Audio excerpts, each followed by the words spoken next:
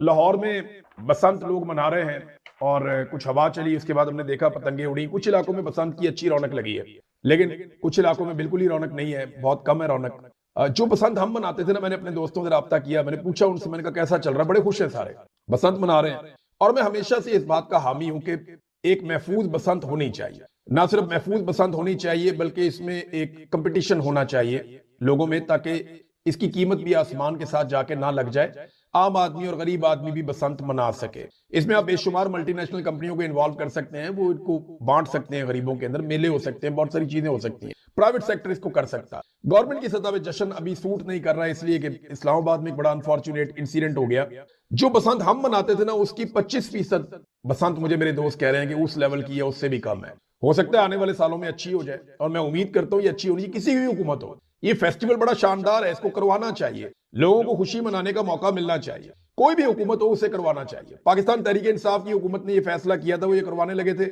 मैं बड़ा खुश था उस वक्त, एक महफूज बसंत आएगी जिसमें लोगों के गले नहीं कटेंगे और बंदोबस्त हुकूमती सतह पे होगा। लेकिन बदकिस्मती से फिर उस वक्त मुखालफत बहुत ज्यादा हो गई, बल्कि यही पीएमएलएन मुखालफत कर रही थी, बसंत नहीं हुई फिर। और अब जो है वो ये बसंत हो गई है, पीएमएलएन की हुकूमत है, उन्होंने बसंत करवा ली, लेकिन आम आदमी नहीं कर पाया। उसकी वजह यह है, नंबर एक तो महंगाई है। वो बेचारा गरीब आदमी खरीद नहीं सकता। जो गुड्डी हम 10-12 रुपए की लेते थे, वो आज 800 से 1000 रुपए तक मिल रही है, बहुत महंगी हो गई, बहुत सारी गुड़ियां मिल ही नहीं रही। फिर ये ऑर्गेनिक नहीं है, हुकूमत ने इसको सारे को अपने जकड़ लिया सारी चीज। तो ये ऑर्गेनिक होता ना, लोगों की तरफ से इनिशिएट होती चीज, तो ज्यादा उसका मजा आता और ज्यादा बेहतर होती। फिर एक चीज और है कि ये लोगों का नहीं, हुकूमत का त्योहार है, यानी, और इसमें कंपटीशन नहीं है। जब बहुत सारे ताजिर होते हैं, बहुत आप लोगों को अलाउ कर देते हैं वक्त से पहले, तो बहुत सारे लोग गुड्डी बनाते हैं। जब मार्केट में ज्यादा सप्लाई आती है, सप्लाई जितनी ज्यादा होगी ना, उतनी ज्यादा उसकी डिमांड कम होगी और फिर कीमत कंट्रोल हो जाएगी। तो ये एक डिमांड एंड सप्लाई का भी मामला था, लेकिन लोगों के चेहरों पे खुशी आई है लाहौर की सतह पे। लेकिन ये जो इंसिडेंट हुआ एक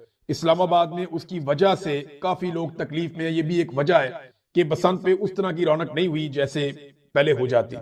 हुकूमत को ये लगता है कि मेले ठेले दिखा के, इस तरह की चीजें करके वो लोगों को इमरान खान से दूर कर देंगे। देखे ना, कभी कहते हैं बसंत आ गई, कभी कहते हैं कोई मेला आ गया, कभी कहते हैं लोग कॉन्सर्ट में गाना सुनने आ गए, कभी कहते हैं जी ईद आ गई, लोगों ने शॉपिंग कर ली, कभी कहते हैं जी लोगों ने बकरे कुर्बान कर दिए, कभी कहते हैं जी फलाना इवेंट हो गया, कभी कहते हैं जी फलाना इंसिडेंट हो गया, कभी कहते हैं जी मस्जिदों में रश लग गया, लोगों ने रोजे रख लिए, लिहाजा लोग इमरान खान से दूर हो गए। और भाई, इन चीजों से कोई इमरान खान से कैसे दूर हो जाएगा? तमाम नॉर्मल लोग ये सारी चीजें करते हैं। लोगों को हक है कि वो अपने आप को एंटरटेन करें। लोग आपके साथ नहीं खड़े। प्रॉब्लम ये है, आप आज फैसला करते नहीं इमरान खान को लोग भूल गए क्योंकि लोग बसंत पे गुड्डी उड़ा रहे हैं। क्यों जी? कैसे भूल गए इमरान खान को? आप कल अपना जलसा भी रख ले, इमरान खान का भी रख ले, 5 मिनट में फैसला हो जाएगा। आप रख ले ना, एक हफ्ता ले ले और मीनारे पाकिस्तान पे जलसा कर दें। इमरान खान को आप 24 घंटे दे दें और मीनारे पाकिस्तान पे जलसा करवा लें। आप एक हफ्ते की मेहनत अपनी एक तरफ कर दें और इमरान खान को 24 घंटे दे दें, आपको जमीन आसमान का फर्क पता चल जाएगा। अगर 10 गुना जलसे का फर्क ना हुआ तो मैं सहाफत ही छोड़ दूंगा। मुझे भी पता है ना इस वक्त क्या सूरत हाल ग्राउंड। तो ये है भी, आप एक इवेंट कोई इधर का कोई उधर का उसको लाके ये किस किस्म का आप बयानियां बनाते हैं, बेवकूफ बनाते हैं लोगों को अपने आप को, कि क्योंकि लोग गुड्डी उड़ा रहे हैं लिहाजा लोग इमरान खान से नफरत कर रहे हो। मैं लाहौर में होता और ये इस्लामाबाद वाला इंसिडेंट ना हुआ होता तो मैं मौके से फायदा उठाता। मैं बचपन से पतंगबाज हूं, हो सकता है मैं भी गुड्डी उड़ा रहा होता वहां पे, मैं भी पतंगबाजी कर लेता वहां पे, मैं कर लेता। ज्यादा इम्कान आते अगर ये इस किस्म का अफसोसनाक वाकया ना होता तो इसमें क्या है, कोई भी आदमी ये कर सकता है। लेकिन क्योंकि पाकिस्तान तहरीक इंसाफ ने इस दिन में एक पहिया जाम हड़ताल की कॉल भी दी हुई है, तो इस वजह से उनके लोगों को तो बहुत मोहतात रहना पड़ेगा। उन्हें अपना जो आज का दिन है उसे कामयाब करना पड़ेगा, इसी से उनके कॉन्फिडेंस में इजाफा होगा। नाज़रीन, मैं आपको एक और अजीब चीज बताता हूं। देखिए, एक तरफ तो एजेंसियों पे हम कहते हैं जनाब कि वो रोक रही है, नहीं रोक पा रही, उनकी नाकामी हो रही है। क्यों हो रही है? तो ये आज के दिन तक, ये कल के दिन तक मैं आपको बता रहा हूं कि ताजिरों से बयानात जारी करवाए जा रहे थे कि हमारा 8 फरवरी की हड़ताल से कोई ताल्लुक नहीं है। ये कौन लोग करवा रहे थे? कौन दबाव डाल रहा था कि ताजिर ये अनाउंसमेंट करें कि हमारा 8 फरवरी की हड़ताल से कोई ताल्लुक नहीं है? जब एजेंसियां इन कामों पे लगी होंगी तो असल काम कैसे करें? यही सवाल है जो बार बार मैं पूछता हूं। नाज़रीन, मुस्तफा नवाज खोखर साहब ने एक स्टेटमेंट दिया, वो स्टेटमेंट मैं आपके सामने रखता हूं। उन्होंने कहा इस वक्त पाकिस्तान को 3 बड़े बहरानों ने जकड़ रखा है। नंबर 1 उन्होंने कहा कि सिक्योरिटी का बहरान है, दहशतगर्दी वाला। नंबर 2 सियासत का। नंबर 3 मईशत का। और किसी में भी कोई वाज़ेह और संजीदा पॉलिसी नहीं है। देखिए, मैं थोड़ा सा इख्तलाफ करता हूं माजरत के साथ। सियासत और मईशत आपस में जुड़े हुए हैं। एक मसला दहशतगर्दी का है, एक मसला सियासी इस्तेहकाम का है, वो आ गया, मईशत भी ठीक। जो तीसरा और चौथा मसला है ना, उनमें एक मसला बहुत बड़ा जिसे हम भूल जाते हैं, वो क्लाइमेट चेंज का है, जो पाकिस्तान को बहुत बुरी तरह बर्बाद कर। इससे पूरी कौम को लड़ना पड़ेगा। मेरी बात आप लिख कर रख लें। और चौथा मसला जो है वो पोलराइजेशन है, जो नफरत हमने बो दी है ना लोगों के बीच में, ये एस्टेब्लिशमेंट ने किया कि इनको लड़ाओ और इनके ऊपर रूल करो, इससे आपको जान छुड़ानी पड़ेगी। ये हैं 4 पाकिस्तान के सबसे बड़े मसले जिनसे जान छुड़ाए बगैर आप आगे नहीं बढ़ सकते। इमरान खान के केसेस वैसे तो नाजरीन इनकी अपीलें हाई कोर्ट में नहीं लग रही, इमरान खान साहब जो केसेस हाई कोर्ट में अपने लगवाना चाहते हैं, लेकिन सेम टाइम में आप देखें कि इमरान खान के 13 केसेस समाअत के लिए सुप्रीम कोर्ट में लग गए। अब ये अपीलें हुकूमत की इमरान खान के खिलाफ, यानी इमरान खान ने जो फैसलों के खिलाफ अपीलें की हुई हैं वो नहीं लगती हाई कोर्ट में, लेकिन इमरान खान के खिलाफ जो अपीलें होती हैं, मिसाल के तौर पे ये बुशरा बीबी की जमानत और इमरान खान की जमानत के खिलाफ पंजाब हुकूमत ने अपील की हुई है, अलकादर केस में इमरान खान की जमानत के खिलाफ नैब की अपील आई हुई है, साइफर केस में इमरान खान और शाह महमूद कुरैशी की बरीयत के खिलाफ एक अपील आई हुई है। तो ये सारी अपीलें 9 फरवरी को अब सुप्रीम कोर्ट ऑफ पाकिस्तान में लग रही है। आप अंदाजा करें कि इमरान खान साहब अपील करते हैं, हाई कोर्ट में नहीं लगती, सिस्टम अपील करता है तो सुप्रीम कोर्ट ऑफ पाकिस्तान में भी लग जाती है। नादरीन, आप लोग आज के दिन में, क्योंकि एक बसंत भी हो रही है वहां पे लाहौर में, तो मैं जाते जाते आपको एक छोटा सा तोहफा सुना जाता हूं और माजरत भी कर लेता हूं जिनके बारे में मैं सुना रहा हूं। जवाद अहमद साहब ने एक बात की है, उन्होंने कहा जी नूर जहां मेरा गाना सुनकर आप दीदा हो जाती। जवाद अहमद साहब मुझे माफ कर दीजिए, क्योंकि मैं भी आपके गाने सुन लेता था, मुझे एक दो बड़े पसंद भी थे, लेकिन मुझे म्यूजिक की अलिफ बे का भी नहीं पता, मौसी मैं नहीं जानता। मगर नूर जहां के बारे में आपने जो दावा किया कि वो आपके गाने सुनकर आप दीदा हो जाती थी, वो वाकई मेरे ख्याल में ये सोचकर आप दीदा हो जाती होंगी कि ये भी गाता है और लोग सुनते भी हैं। मैं माजरत चाहता हूं आपसे, अगर आपकी दिलदारी हो रही है तो आप बड़े कॉन्फिडेंस के साथ नाम ले लेते हैं बड़े बड़े लोगों के। सियासत में आप आए हैं, आपको 1000 वोट टोटल नहीं पड़ता, आप इमरान खान को जफ्फा डालते हैं सीधा। मौसीकी में आप आए हैं, आपको खुद पता होना चाहिए कि आप कैसे गुलकार हैं। आप डायरेक्ट नाम लेते हैं मेहंदी हसन का और नूर जहान का, जिनका नाम लेने से पहले अच्छे अच्छे फनकार, अच्छे अच्छे उस्ताद जो हैं वो कई दफा सोचते हैं। तो बड़ा कॉन्फिडेंस है जनाब। मैं जवाद अहमद साहब के इस किस्म के कॉन्फिडेंस से मैं हैरान हो जाता हूँ। खान साहब को अडयाला से कहीं और शिफ्ट किया गया, ये सवाल उनकी बहन ने उठाया और उन्होंने कहा जी कि जब इस किस्म के खदशात हमारे सामने लाए जाते हैं तो हम परेशान हो जाते हैं। लेकिन एक खदशा और बहुत बड़ा भी है नाज़रीन, लेकिन इससे पहले कि मैं उस खदशे की तरफ जाऊं, मैं आपको यह भी बता दूं कि आज के दिन शोहदा के हवाले से पेशावर में एक प्रोग्राम भी है और उस प्रोग्राम में शिरकत के लिए इमरान खान की बहनों ने भी जाना है और इसीलिए उन्होंने अपना रात वाला धरना कैंसिल किया, वरना वो ये कह रही थी कि हम यहाँ पे बैठे रहते, लेकिन क्योंकि हमने इस प्रोग्राम में पहुंचना है लिहाजा वो धरना उन्होंने 9 घंटे के बाद खत्म किया, हुकूमत की यकीन दहानी के बाद। अब गंडापुर साहब की टीम काफी मुतहरिक हो गई है और सुहेल अफरीदी के ऊपर पहले आहिस्ता आहिस्ता अब तेज हमले शुरू हो गए कि जनाब इमरान खान से मुलाकात भी नहीं कर सका ये बंदा, इमरान खान को बाहर लाने के लिए क्या कर रहा है। तो ये इस किस्म की, तो इससे तो गंडापुर अच्छा था, गंडापुर भी यही करता था, अब ये भी यही कर रहा है, ये बात नहीं है। गंडापुर साहब का और सुहेल अफरीदी का कुछ थोड़ा बहुत फर्क है। गंडापुर साहब को फरवरी 2024 में इलेक्शन जीतकर वो वजीर आला बने थे और उसके बाद उनको जो पहला एहतजाज करना पड़ा वो अक्टूबर में जाके करना पड़ा, यानी उन्हें कम से कम 8 माह 9 माह का बड़ा अच्छा ग्रेस पीरियड मिला था। सुहेल अफरीदी जो है वो अभी आया, इसको 2 माह पूरे नहीं हुए मेरे ख्याल में।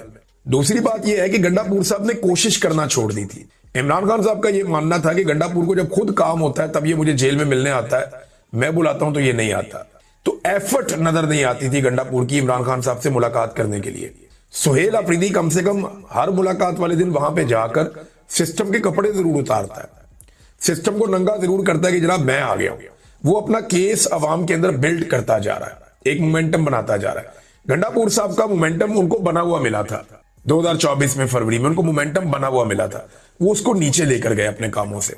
सुहेल अफरीदी को मोमेंटम बहुत तबाह करके मिला, बहुत डाउन गई थी पार्टी और सारा मोमेंटम तहरीक का, वो उसको उठाने की कोशिश कर रहा है। अब कुछ हद तक उठा है वो, लेकिन उस लेवल पे अभी भी नहीं पहुंचा जहां पे पिछले साल अक्टूबर नवंबर में पाकिस्तान तहरीक इंसाफ का एक मोमेंटम बना हुआ था। लेकिन जिस रफ्तार से ये लोग चल रहे हैं, बहुत जल्दी ये बहुत बड़ी तहरीक खड़ी करने के काबिल मुझे लगता है कि हो जाएंगे।